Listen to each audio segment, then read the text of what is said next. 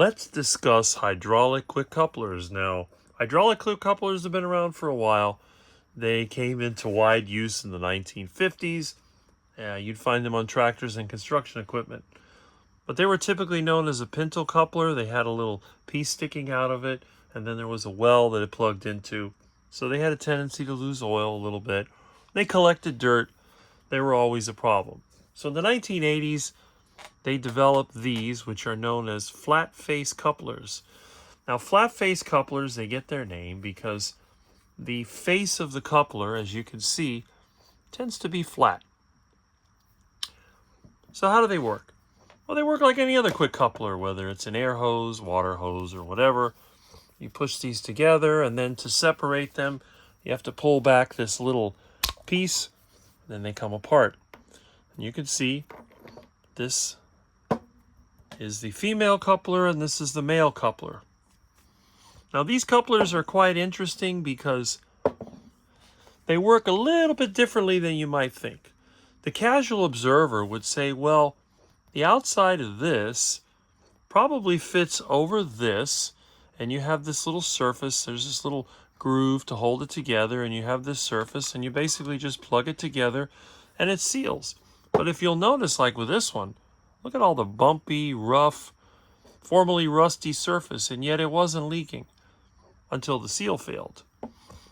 So the way that it works, which is pretty basic, again, the coupler part of it is pretty straightforward.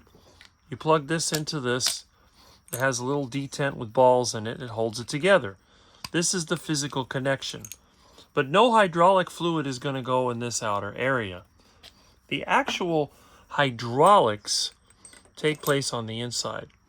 Now, I went ahead and removed this unit. Now, this was from a John Deere skid steer that belongs to a friend of mine. This was developing a leak. So we were going to see if we could fix the seal. Now, the male fitting is actually the simplest. This one is off a Bobcat, and it's disassembled. And if you look closely, you'll see it has this spring-loaded little piston that goes on the end. And over here, there's a groove. Inside this groove is the seal. And when you put this unit together, this blocks the end. When you connect something to it and you push down, this exposes the inside. And see this groove where the seal would go? Obviously, this seal is no good because it failed. The body of the unit here, which screws in, also has a seal at the bottom of it. But it's down here where you can't really see it. When you screw this shell in, it makes contact with the Teflon ring. Hydraulic fluid comes in here. Now, what we have here is a 1-inch SAE fitting. SAE, Standard of Automotive Engineers, means that the thread is straight, just like the nut that would go on a bolt. NPT, or National Pipe Thread, is tapered. So when you tighten it, it gets tighter. And then normally you would use a thread sealer, Teflon tape, or whatever. But in this case, where the machine goes in, there's this little groove. There's an O-ring on the fitting coming out of the machine, and when it screws in, it makes contact. Now on this female fitting, it would be the same thing. There's an O-ring on the machine. There's where the groove is. But you'll notice that within the fitting itself, there's also an O-ring. Now this is the coupling end. If I can get this out, oh, there it goes. Unscrew this. Now notice that the thread is straight through. See? And inside of here, there's an O-ring. You see how that groove works? Now, I would like to take this apart, but these wonderful people, when they screwed it together, they staked it with a chisel. I see my little friend is here to try to torture me, which is usually what he'll do. So anyway, we'll set this aside. On the Bobcat one, this one actually had a spring that holds this together, and then the shell goes over this. So when you screw it all together, it's basically going to be like, well, one of these. When you take it apart, there's two removable retainers that allows you to pull out this rod. And then over here is where the business takes place. So we're going to remove this spring because we don't need it for this demonstration. The spring would normally maintain tension on this. Now, this fitting goes onto the machine. Fluid goes in here. Now, you'll notice that this can go up and down because this has to be able to go in the end of this fitting. This works by penetrating this, which is not easy. Okay, there it goes. And then once inside, this little valve opens up. And you need to go. Come on. Stay off of there. I'm trying to make a video. This is a problem when you have a pet. But anyway, as you can see, on this fitting, unlike the male fitting, which has only one seal and an O-ring, this one has an O-ring, or the seal, of course, but it also has a seal on the body. See this little groove? You can almost see the seal that's inside of there. Okay, here's the second part of it, and you'll see there's an O-ring seal inside of here. Then you have this shell, this movable shell, and then at the end you have this little valve, which also has a seal. Typically Teflon, although you could use rubber, it just wouldn't hold up as well. So while the male fitting needs only one seal, this one has an O-ring, and then it has two seals, one here and one here. So this is actually the more complicated one to rebuild. Now, interestingly, this female coupler is usually the one that doesn't go bad. And that's because this male end takes most of the vibration. As the unit is being used, hydraulic fluid is passing through, heat is transferred to these, and typically this one over here is going to get dry rotted first and fail. But again, if one goes, if this coupler goes, you know this one is not far behind. So if you're going to replace the couplers, you need to replace both at the same time. I mean, yeah, if you're in a pinch, you could do one. But don't be a cheapskate, because if you replace one, it's only a matter of days or weeks before the second one fails. But if you decide to rebuild them, you realize taking these things apart can be a bit of a mission. And again, as you can see here, this one does have a couple of, here's the retaining pieces.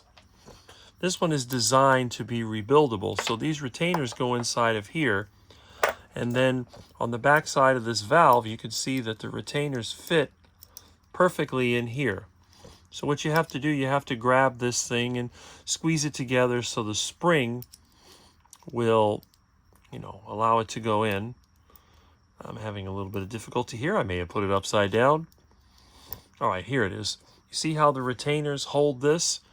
And then these retainers would actually be in here. So you put this together. Here's the body. Now the spring would have to go between here and here. So there's a lot of tension. And then you simply put these retainers in place. And if you get them in right, which I may actually have done, see, this holds it in. So unlike this one over here that you can't get out because they basically staked it together, and you can see this also has a little spring in it.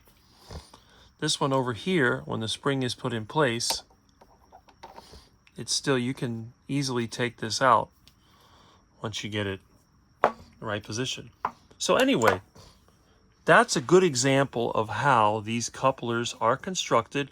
Finding the parts is a little tricky, and every different design has a different basic seal. These over here typically use a rubber and Teflon back seal, and you can see this comes out like a cartridge. They don't sell the cartridge. And to take this apart, you have to press it out because it's actually pressed in. So that's one style. Then you have the Bobcat Faster or whatever. This is actually Faster brand. These are my favorite because they are the easiest to rebuild as long as you can get the part. You have all these components here. And then you have the Eaton style, which is used on that John Deere that my friend has, which I seem to have mixed up. Here's part of it. Here's the other part, and then, oh, here's the other end. Okay, so as you can see, oh, nope, I'm wrong. It's easy to get this stuff mixed up. It's this one over here. Plus, got a little allergy going here because I was digging through a big old dusty box of junk parts. So, with that being said, again, there is a video on how to rebuild one of these. When I get my hands on some parts, I'll try to make a video on how to do the rest of these. But this gives you an idea. Now, I don't know how many of you have construction equipment, skid steer, tractor, or whatever.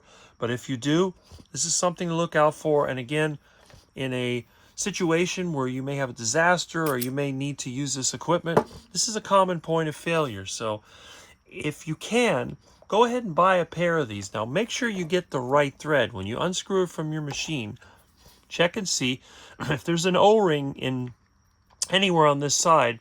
That's going to be a straight or SAE thread. If you find thread compound or Teflon tape, it's going to be NPT. All machines tend to use 1 inch so you can maximize flow, but some attachments may have 3/4 inch and some may even have 1/2 inch thread. So go ahead and measure that. And if you don't know how to measure thread, it's fairly simple. Now if you look at this right here, you can see, let's see, well, if you went to 1 inch, it'd be over here. But I'm going to line it up with the number 2. You can see it's actually more than 1 inch. So you go, wow, how do you know that's a 1 inch fitting? But that's an internal diameter of the tubing. So a standard piece of pipe. So it's going to be bigger than 1 inch. So the rule of thumb is always go to the next size bigger. If you're not sure, you know, the standard are going to be 1/2 inch, 3/4, and 1 inch. So if you measure like 1 1/4 inches or something like that, then that's a 1 inch. You know, if you measure 1 inch, you're probably dealing with a 3/4. And again, I can make a video on that as well. So if you need to order extras, just unscrew one of your fittings, check and see the fittings coming out of the machine. If you see O-rings, it's SAE. Get your size. It's going to be 1/2 inch or 3/4 inch or 1 inch on an attachment. Generally, attachments that have a lot of flow, such as trenchers, mowers, stuff like that, are going to be 1 inch. 3/4 inch, some trenchers, and augers sometimes are 3/4 inch, although some are 1 inch. And then grapples are typically 1/2 inch because you don't need a lot of flow to operate a grapple. Backhoe attachment, 1 inch, maybe 3/4, depending on what model it is. And that's it. And at the very least, get a set for your machine. And if you have any attachments, get a set for that. Nowadays, I think the cheapest you can get is $90 for a pair. So if you spend $180 on a couple sets, it'd be cheap insurance. Because when these things fail, they can lose a lot of fluid. For example, this one over here, you see this taken apart, it has no seal. This thing could lose 5-6 gallons per minute, and the machine only holds maybe 30 max. A few minutes, your machine's empty. So very, very important to have this. And again, as you know, I reuse hydraulic fittings and all that. And now my cat is driving me crazy. Okay. So anyway, I just want to make a video on that. And if you have any questions, let me know.